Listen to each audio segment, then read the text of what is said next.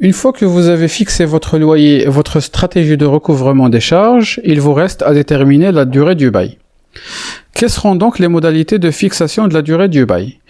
La durée du bail est fixée librement entre le bailleur et le locataire, mais parfois la durée peut être fixée par voie légale ou réglementaire.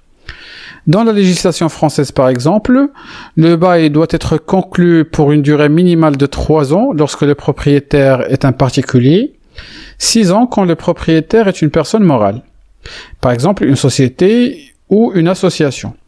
Concernant le bail commercial, il a une durée minimale de 9 ans avec la condition 369 qui permet au locataire de conserver la possibilité de résilier le bail tous les 3 ans, c'est-à-dire à la 3e année, à la 6e année ou à la 9e année.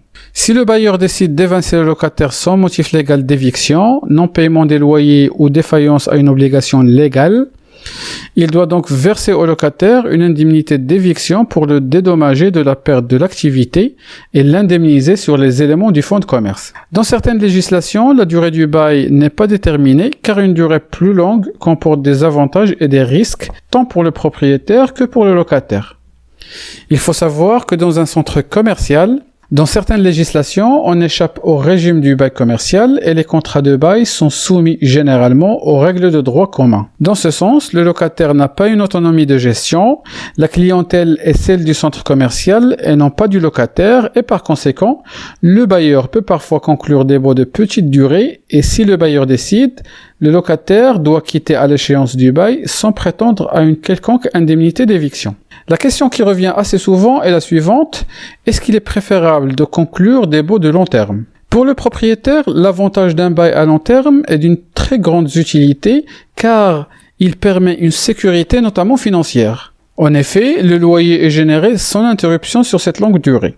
Aussi, le propriétaire est protégé contre la baisse des loyers, car le locataire sera obligé de payer le loyer ainsi que les révisions convenues sur toute la durée du bail sans aucune baisse. En ce qui concerne les risques encourus par le propriétaire, on peut dire que le propriétaire risque de manquer un potentiel gain si les loyers du marché augmentent. Ainsi, si le bail ne prévoit que 3% d'augmentation annuelle et que le marché enregistre 4 ou 5% d'augmentation annuelle, le propriétaire ne profitera pas de cette croissance pendant la durée du bail. Par ailleurs, les locataires bénéficient eux aussi des baux de longue durée. En effet, les locataires maîtrisent leur loyer et peuvent se projeter sans se soucier des éventuelles augmentations des loyers de marché. Donc, encore une fois, si les loyers du marché augmentent de 5% annuellement, mais que le bail ne prévoit que 3% d'augmentation annuelle, le locataire est protégé jusqu'au renouvellement du bail.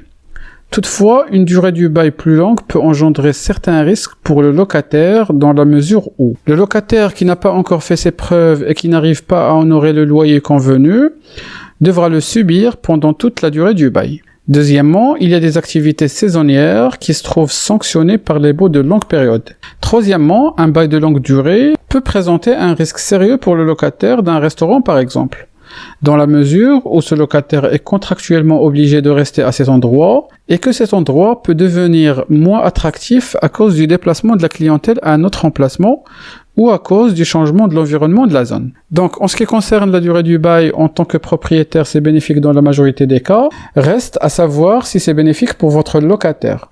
Pour cela, en tant qu'asset manager, vous devez absolument savoir quelles sont les préoccupations du locataire, connaître son historique d'exploitation et vous devez prendre des décisions dans une logique de créer un scénario gagnant-gagnant.